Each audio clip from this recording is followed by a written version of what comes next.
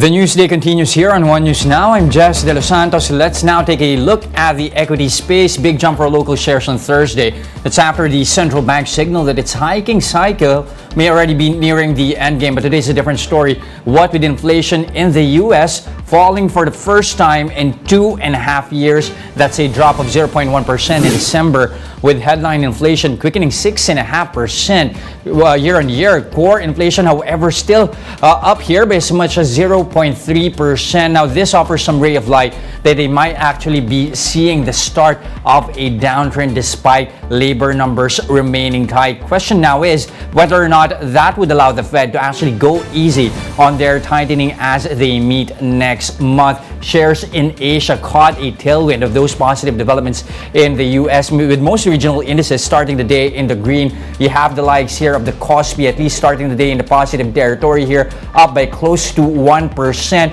The S&P 200 likewise also starting the day here in the green. Hang Seng likewise edging higher, as well as some of our Chinese stocks here. The topics, however, Japanese indices here starting the day in the negative zone here. The Nikkei falling as much as 1 2/10%.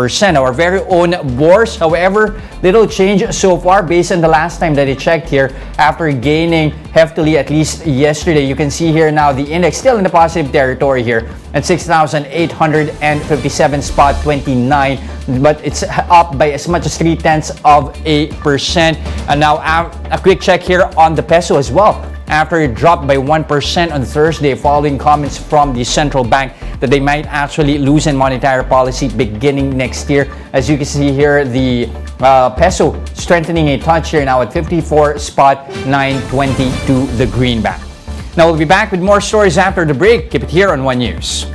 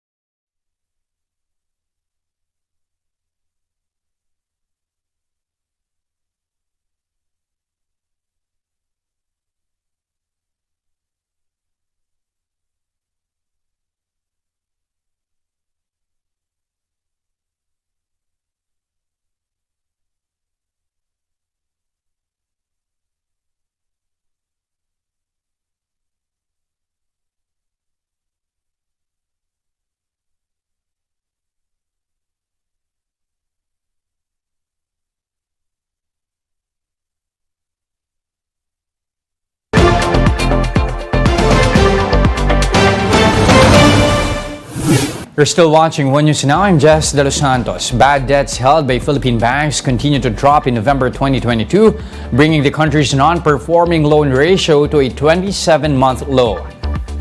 Data from the BSP shows that the November 2022 NPL dipped to 3.35%. That's lower than both the 3.41% in October and the 4.35% in November 2021.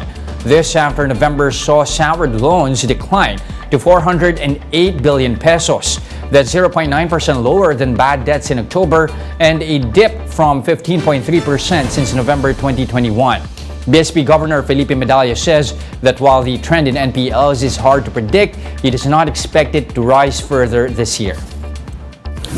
The Chinese government says it is still keen on pursuing joint exploration activities with the Philippines after the Philippine Supreme Court voided the 2005 joint marine seismic undertaking among oil companies from the Philippines, China, and Vietnam.